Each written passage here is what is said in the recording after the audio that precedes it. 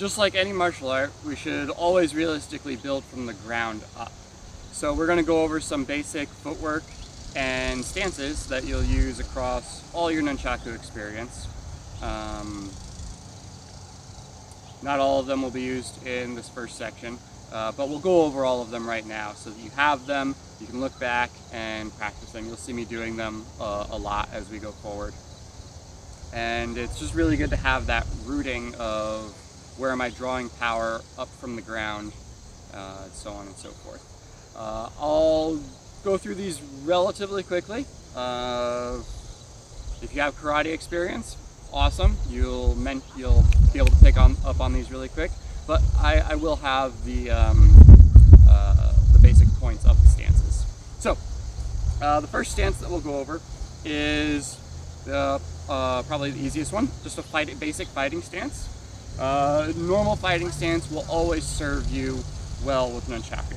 Okay, so with any basic fighting stance, little over shoulder width apart.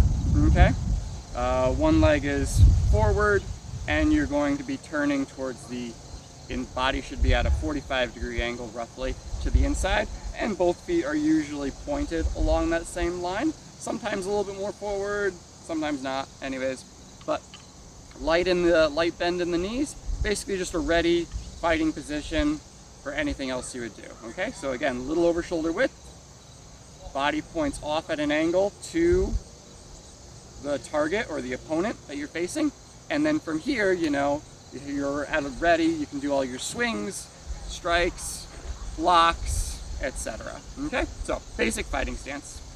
The next one is going to be our front stance, which will be any sort of forward attacking position where we lunge in.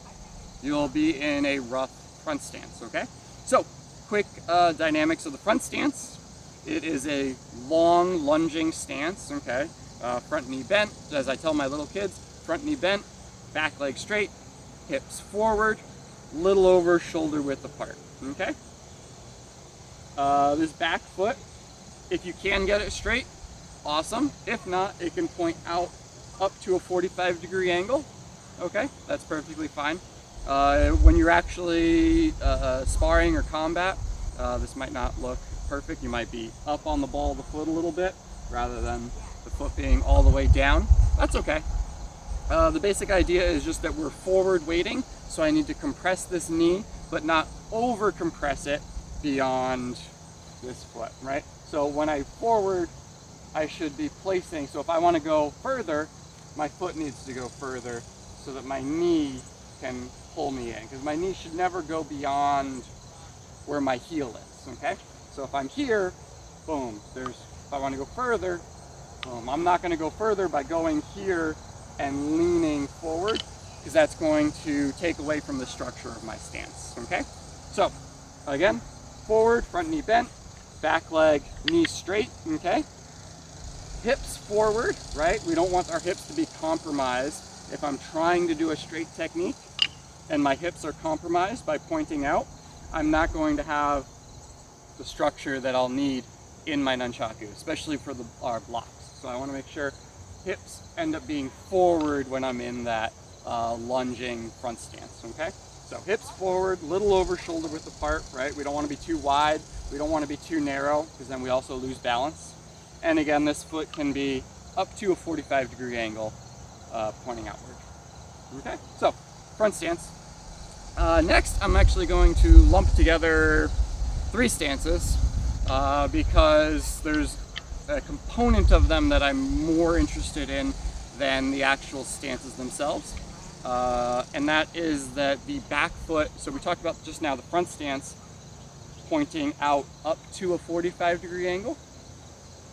Once we go beyond that, our hips are no longer in a good position for attacking, but they are in a good position for defensive, right? Because we have this grounding piece in the back, right? That we can stabilize and gain support from. So horse stance matches that, right? Horse stance, whichever side my threat is on, I have this support really strong back here. Okay, so horse stance, nice and wide, knees bent, In horse stance, your knees should actually be right next to your foot. Toes forward, toes out. I always prefer toes forward. Technically, they're different stances. But anyways, if you're familiar with any sort of middle stance, this completes the same objective, where the back foot is again sideways and the front foot is forward, okay? Sometimes middle stances can be a little bit longer, a little bit shorter, doesn't matter. Basic idea is that I'm gaining that grounding ability in my back leg, right, from wherever the attack is. Or sometimes if they're more middle, they can even lean back a little bit, okay? So if I'm here, middle stance, again, this back leg is grounding, whether it's an evasion or a sort of stay away from me swing, right? Anything like that. So what also meets those parameters is the back stance, okay? So from a front stance, twist, basically in a back stance. And this back leg completes that same objective with being sideways. In this case, just the back leg is bent and the front leg is straight, and I'm here, okay? So those three stances together, the horse stance, middle stance, and back stance, where our major component is the sideways back foot to the aggressive position, okay, whatever we're facing, okay, to gain that stability. Next is the cat stance. Very simply, the back foot is usually pointed out at a 45-degree angle. The front foot is pulled in fairly close, and we're up on the ball of the foot, and we bend this back leg as well as the front leg. But most of the weight, 85–90% of the weight, is here in the back leg, and the front leg is very light, okay? So it's here, pointed out, up on the ball of the foot, and facing your target. Most of my weight is back here. On the other side, here, again, up on the ball, back foot pointed out, most of my weight is back here, okay? This is I usually do this from a pull, right? So I've advanced, and I pull back into that cat stance, okay? So pulling back into our cat stance is very advantageous for retreating, defensive, and creating an opening for other swings, such as the horizontal swing, etc. Okay? So pulling back into the cat stance. Now that retreating mechanism, it'll also be useful to practice a cross step, okay? Sometimes we need a little bit more room. The cross step is a very quick transitional piece, okay? Especially if I need to get my leg out of the way, I'll quickly step back, so I'm crossing the line of my feet, but then coming right back, okay?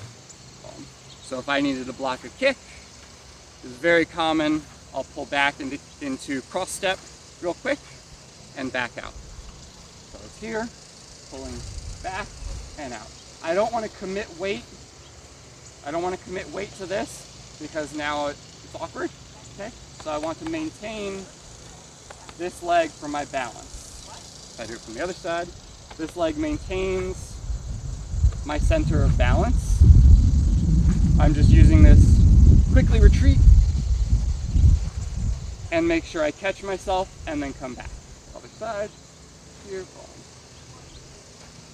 Right, so I might be here, swing and out, swing and in. Okay, so the cross step is very important for retreating as well. We're gaining space really quick and then filling that space back in. Okay, so the cross step in conjunction with the cat stance, right? So cat, right? Similar, cross, cross, cat, okay? So the point of the cat and the cross is the retreating mechanism that we're focusing on, rather than the actual rigidity of the stance as a structure, okay? And then the last one is the swing step. Very useful in any martial arts actually, is utilizing the hip. So rather than stepping with the leg, we pull with the hip and the leg follows. So you see here, my hip pulls first, and then my foot will follow. My hip pulls first, and then my leg follows, okay? So it's a way to gain a lot of distance really quickly, almost usually used for retreating. To gain my space, okay? Gives me a lot of room. It adds a lot of rotational power into a lot of our techniques, so you'll see that later on. Oftentimes I'll do it with a horizontal swing step here. Can add extra power into that and give me all this opening of distance in the process here. So I'm swinging my foot back. Okay? So, one more time again real quick. Any sort of fighting stance where you're mostly ready. A forward weighted stance, our front stance, right? So we're focusing on that forward weighting. Keeping the knee over the heel is the most important as I bring my energy forward. The horse stance, back stance, middle stance, where the point is the horizontal foot to the target, okay? Where I'm grounding myself. The cat stance and the cross step, which is a more forward retreat. I'm pulling back into my technique, gain my balance real quick if I need a little bit more room for the cross step, and then if I need a lot more space, I'll use the swing step, okay?